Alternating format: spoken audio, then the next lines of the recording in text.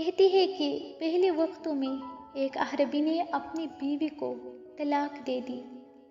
कुछ लोग उसके पास पूछने और सबब मालूम करने आए कि उसने तलाक क्यों दे दी। वो कहने लगा कि वो अभी हिद्दत में है, अभी तक वो मेरी बीवी है, मुझे उससे रजो का हक हासिल है। मैं अगर उसकी हेब तुम्हारे सामने बयां कर दो तो रजू कैसे करोगा। लोगों ने इंतजार किया और हिद्दत खत्म हो गई और उस शख्स ने रजू नहीं किया।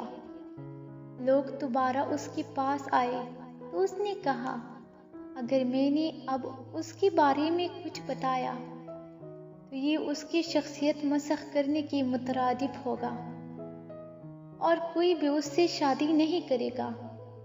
लोगों ने इंतजार किया हत्ता कि उस औरत की दूसरी जगह शादी हो गई।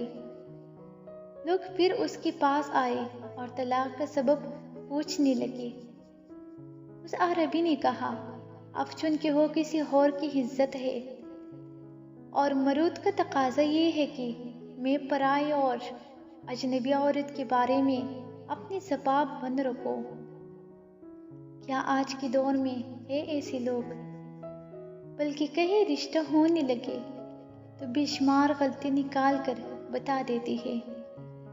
इसलिए बेटियों की शादी वहाँ करें जहाँ लोग उन्हें अपनी इज्जत समझे, ना कि वक्त गुजारने का जरिया।